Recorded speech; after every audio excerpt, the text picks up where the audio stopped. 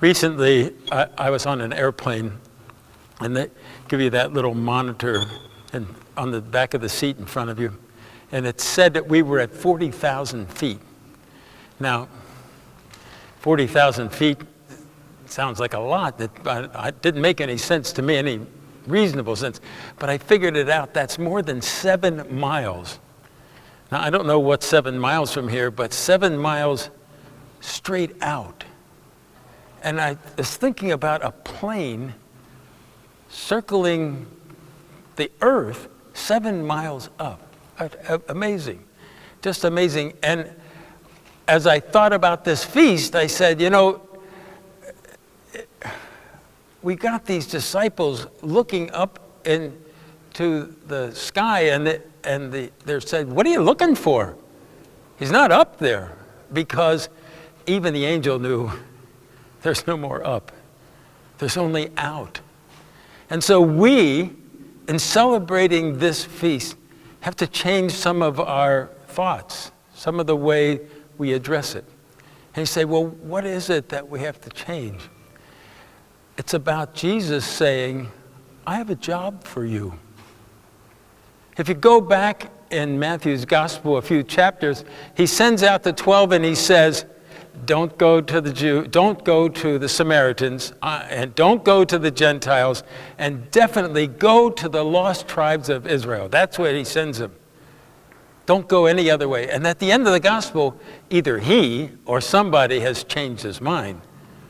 They said, it's bigger than just the Jews. It's the whole world. And so we, in celebrating this feast, need not go outside and look up the sky, but say, what are we being asked to continue?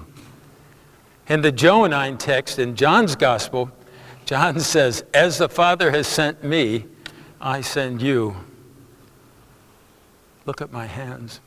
And so there's a certain sense of what he's about. But in this Matthew text, it's mission. Jesus has come for mission. I'm not asking you to be ritually pure. I'm not asking you to be kind. I'm not asking you to be holier than everybody else. I'm asking you to be missionaries. And you'll say, well, how do we be missionaries today? We're not going anywhere. And we are missionaries by every word, every deed, everything that we do to each other and to our neighbors. This church is important. This is a place where we practice our faith. This is where we get the lessons. Outside is where the game is. This is easy. We're among believers, friends. Well, kinda, I think. It's easier to practice our faith here. But when we get outside, it's hard. So how do we take what we believe and put it into our homes, our cities, our churches? And that is what we're sent to do. And so Jesus never asks for ritual purity. He never asks for we be, I want you to be holy, but holy means mission. And you say, well, what are we supposed to be doing? We're supposed to be announcing the kingdom of heaven. And how do we do that? How do we do that? I expect that it's hard for most of us because we say, oh, well, let father do that, let brother do that, let the sister do that. But Jesus picked 12 disciples, and none of them was particularly holy.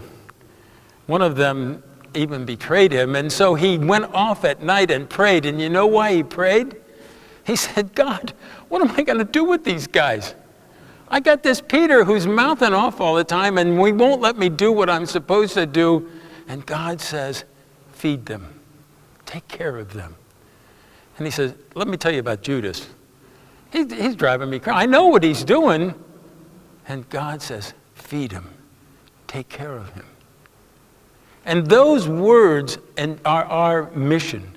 How do we feed the world?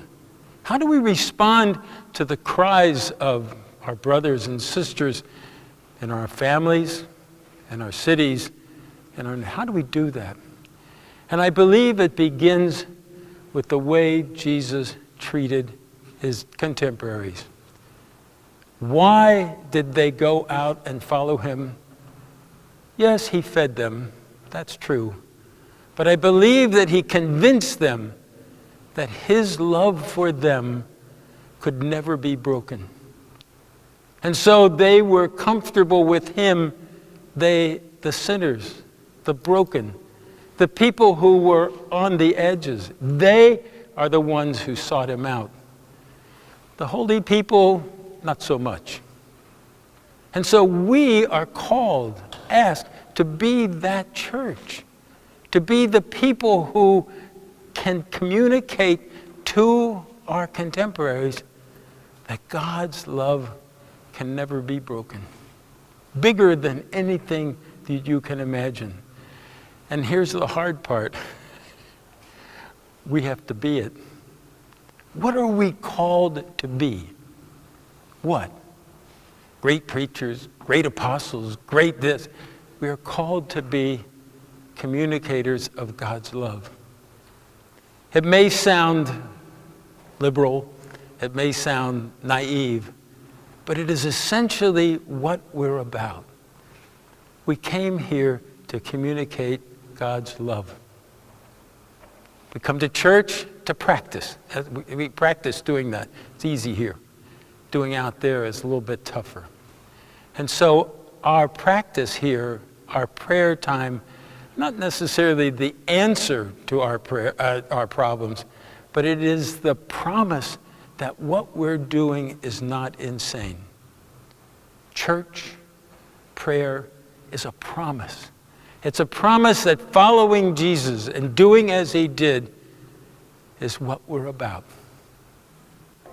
Probably the toughest job any of us will ever have. Our thanks to you as supporters of our work, our Marianist missionary work, is that you are part of a big operation of caring about people, caring about what we're doing. You are the people who make our job not only possible, but real. And so when you say, am I a missionary? That's yes. The answer is yes. And you do it with your resources, your support, your prayers. That's the beginning. Is there more? There's always more. There's always more to do.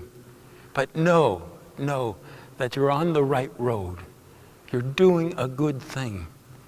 And that we are happy to share our ministry with you who make our ministry real.